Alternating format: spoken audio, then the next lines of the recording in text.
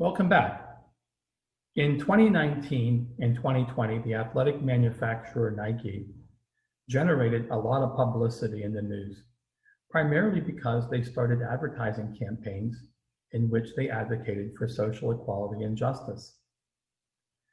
Now, all of us would agree, and it's important to state from the beginning, that social equality and social justice are very important ideals, ones that personally we should strive to achieve in our daily life with everyone. However, in the case of companies, we have to be a little suspicious because the primary purpose of any company, Nike included, is to make money for their stockholders. When you graduate and you become involved in businesses, you'll see that a lot of businesses get involved in advertising campaigns where they try to create social buzz in social media and try to rebrand themselves and gain a larger market share by supporting social issues such as this. Now, it's an interesting question, right? I mean, Nike has gone public and they've endorsed figures such as Colin Kaepernick, who is pretty much the face of Nike right now. But do their deeds actually live up to their words? In the case of many companies, such as Nike, there's evidence that they don't. And in Nike's case, perhaps the strongest evidence is the fact that they've been operating sweatshops for roughly 40 years and continue to do so. In fact, just this year, it was reported that they engaged in forced labor, hardly a model for social equality. One of the goals of this class is to teach you how to become savvy consumers of statistics, how to listen to these sorts of things and be able to make sense of them and understand where they are potentially misleading. In this chapter, we're going to look at exploratory data analysis of quantitative variables. And one of the things we're going to do is we're going to focus on when we're hearing things that are true and yet misleading. In this introductory video, I'm going to give you a hypothetical situation that companies such as Nike employ to mislead people as to what they're doing. In the book, we'll explore this example in more detail and see statistically exactly what it is they're doing. You've heard the saying that statistics don't lie, but liars use statistics. And we're going to actually get into the nuts and bolts and find out how they actually pull this off.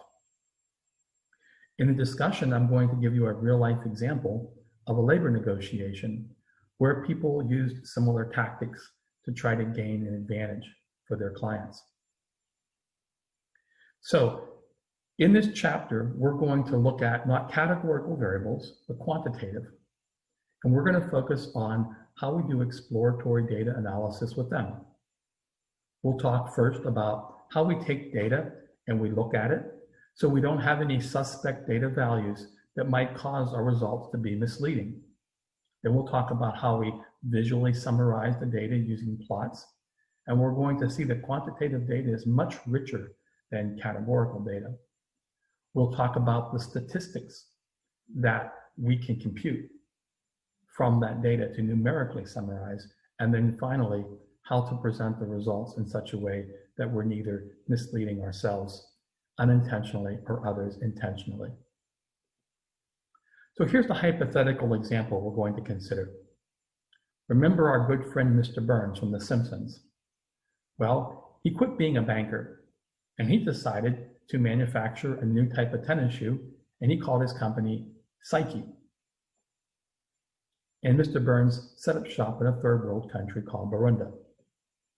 Now the media, knowing that Mr. Burns is generally up to no good, did some investigating, and they came up with this report in which they claim Mr. Burns is a sweatshop owner. Mr. Burns gathered his PR people together and issued a press conference in rebuttal and said, yes, in the past I did bad things, but now I'm woke. I'm a good person. And in fact, I had a bunch of outside certified auditors go through my company's financial records, and they'll attest to the fact that I pay my workers an average of $100 an hour. Here's the interesting fact. You're both right. Mr. Burns is a sweatshop owner. and Mr. Burns does pay his employees an average of $100 an hour. How can that be?